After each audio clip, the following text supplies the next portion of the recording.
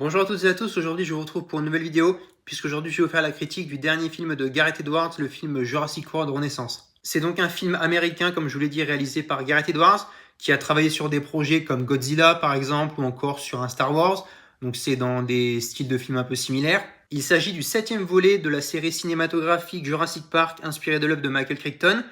Il fait suite aux 6 premiers de la série de films.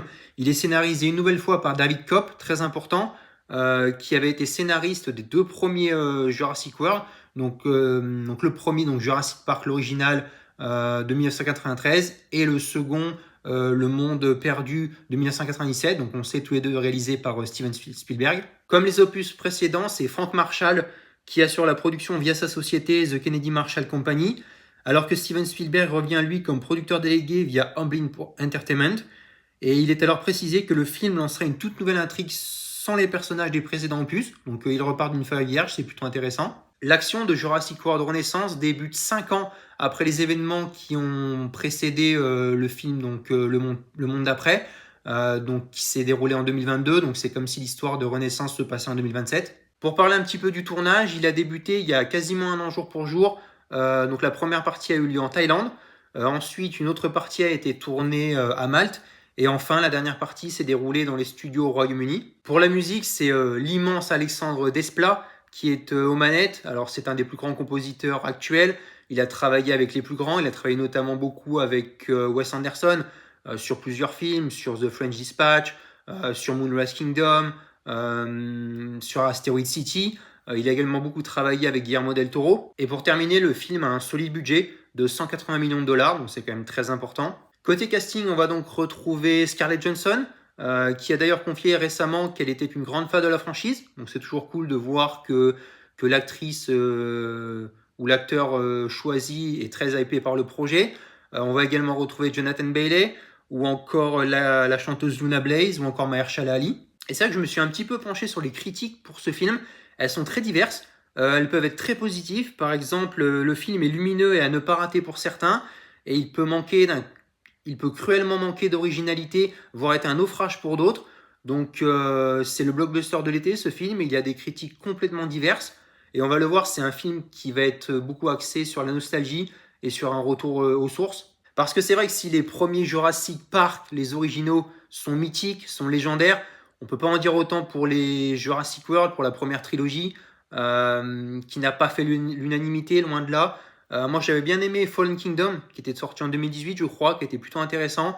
Par contre, j'avais été un peu déçu, comme beaucoup, pour le dernier, pour Le Monde Après, sorti en 2022. Maintenant, pour parler du film plus en détail, il commence avec un bond en arrière de 17 ans. Il va y avoir une expérience autour de l'ADN des dinosaures qui va mal tourner. Et aujourd'hui, on apprend que l'ADN des 3 plus grands dinosaures, donc le plus grand dinosaure aquatique, terrien et aérien, va pouvoir sauver de nombreuses vies. Du coup, c'est l'experte Zora Bennett qui va être conviée à cette mission.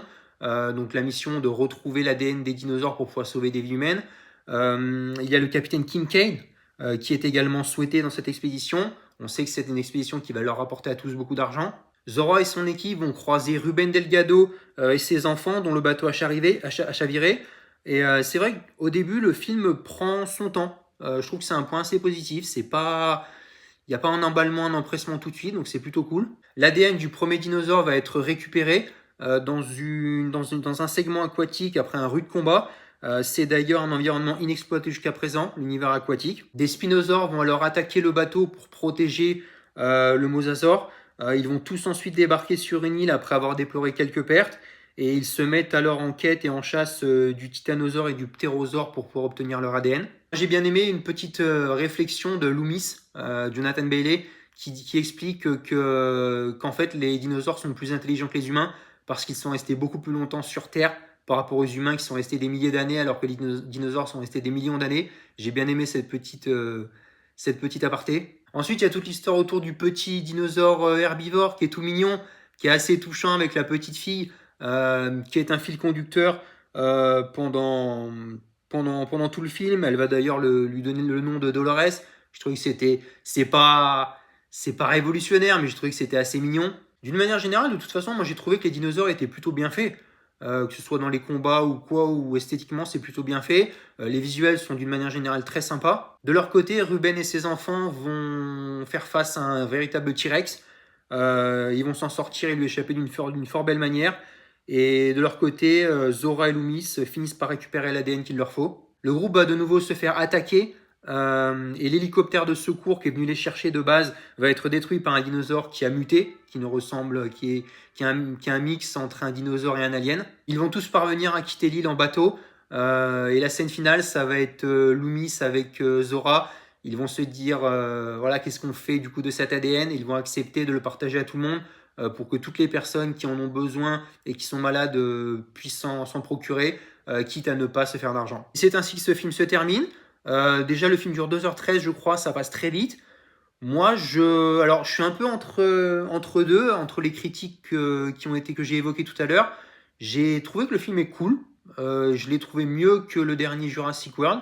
Il est pas fou, c'est vrai, mais moi, j'ai passé un bon moment devant. C'est un film qui m'a fait penser un petit peu à Prometheus et Alien Covenant, parce qu'à chaque fois, c'est des explorations, soit sur une île, soit sur une autre terre, sur une autre planète qui est mise en place. Sauf que d'un côté, c'est des aliens, de l'autre côté, c'est des dinosaures. Le film Prey aussi m'a fait penser un petit peu au film Jurassic World que je viens de voir.